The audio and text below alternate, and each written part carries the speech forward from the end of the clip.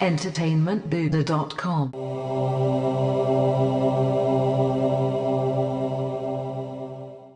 Hey now gamers, Matt Haywood here to review Unruly Heroes, or what I like to call a game that you will both love and probably hate, but more on that later. Unruly Heroes is an action-adventure game with a heavy focus on platforming, combat, and puzzles. It's set in a beautiful, watercolored looking 2D side-scrolling world that will instantly grab your senses when you fire it up.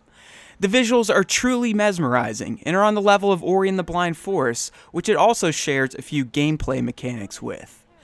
The game's narrative is based on a famous Chinese novel that is known as the Monkey King legend, but quite frankly, the little thought bubbles for character communications and motion comic style cutscenes aren't motivating enough to get you into the tale, so for the most part, the story is secondary to the gameplay. Speaking of which, Unruly Heroes plays like a traditional action-adventure game in which you must platform, puzzle solve, and button smash combat your way through the game, so it's pretty easy to pick up and play and get into.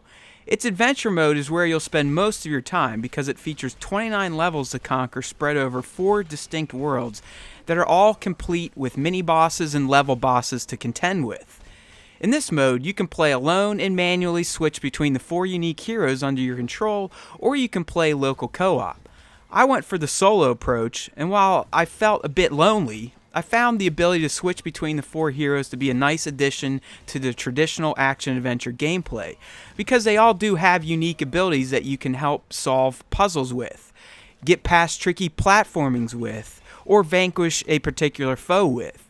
Although, outside of their unique puzzle-solving abilities, which include the ability to create holographic bridges with a staff, or to turn yourself into a big fat pig hot air balloon to name a few, there are really just 2 types of characters out of the 4. For example, the monkey and monk have similar fighting styles and jumping abilities, where the pig and sorceress share the same attacks and jump styles. So while there are 4 characters, the only ability that truly sets them apart are their puzzle-solving ones, so they do kind of feel like clones of themselves after playing for a while. There's also a PvP mode that does support online play, but at the time of this review, getting an online match was impossible because no one is playing online. But if you do just want a brawler fighter on top of an action-adventure game, then Unruly Heroes can scratch that itch with its 2 modes.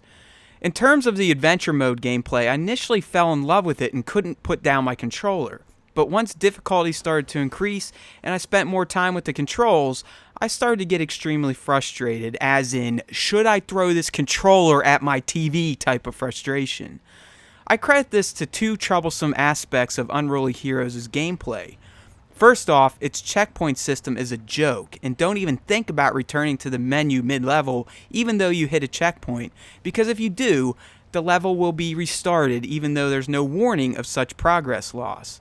They're also not spaced properly, which results in you having to replay some really crappy platforming sections, or even worse, full-on boss fights again just to get back to where you were when you died.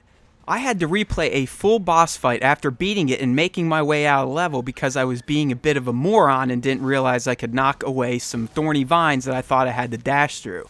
Anyway, it's nearly impossible to die to the point that you have to restart at a checkpoint due to the fact that you can just switch to another character and have the previous character respawn by catching their soul. So, I forced myself to die with the hopes of getting a checkpoint after the big boss fight to try and get out of the level again with more health.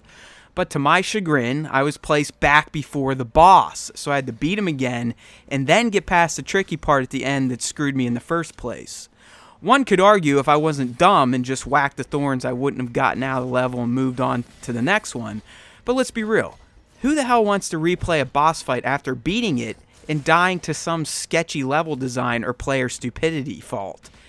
It was a cheap move that ultimately soured my experience with Unruly Heroes. The second gameplay critique I have is that of the combat itself. Half the time I felt like my attacks were hitting my own characters versus enemies, which is due to the lack of any targeting functions and the natural floatiness of the character movements. I felt like I was fighting the controls more than the on-screen enemies, and when you couple the combat with platforming that is required to kill certain bosses, the frustration is enough to make you want to punch a kitten. Like I said, Unruly Heroes is a yin and yang type of game. On one hand, it's hard not to fall in love with its visuals, sound design, and most of its gameplay, but on the other, it can drive you mad. With some improvements to the controls, I think one of the big gameplay issues I had could be eliminated altogether, but the checkpoints are another issue and require extreme care and planning on the player's part. Although, for $20, it's hard to complain about a game that offers up well over 8 hours of somewhat enjoyable content, so it isn't a game that should be completely overlooked. I think it'd make a great on-the-go type of title for the Switch to play in short doses, if anything else. Unruly Heroes gets a 7 out of 10 review score from Team EB. If you like to be challenged on the cheat, this is definitely a game worth looking into. Thanks for watching. I'm Matt Haywood, signing off for EntertainmentBuddha.com, where we make you a better geek one post at a time. EntertainmentBuddha.com